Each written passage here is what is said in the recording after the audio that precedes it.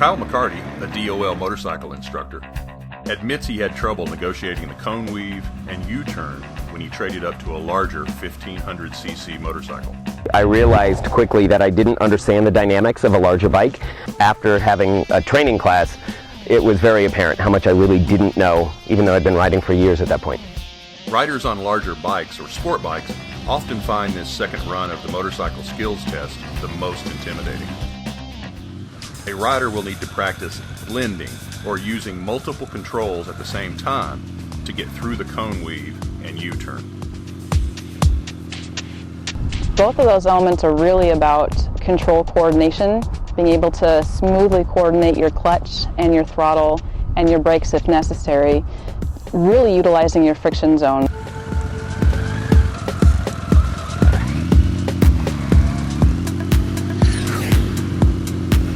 Riders are instructed to ride to the left of the first cone, to the right of the second cone, and so on. And it's just a combination of the clutch, the throttle, brakes if needed, and balance. It's an awareness of you and your bike. How fast can you go and do you need to go to actually lean the motorcycle? Points will be deducted for putting a foot down, stalling the engine, or hitting a cone. The weave is an element that if you look at the cones or you look at the lines, you're going to hit them. So it's really about focusing up and focusing far ahead, not at the cones.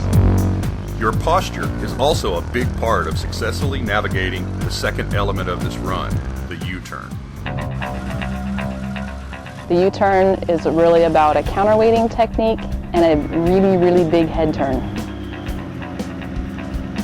And this is an element where a head turn that's just marginal, looking off to the side isn't going to cut it very much. It's going to be practically chin over the shoulder, so a full head turn, a practically 90-degree head turn.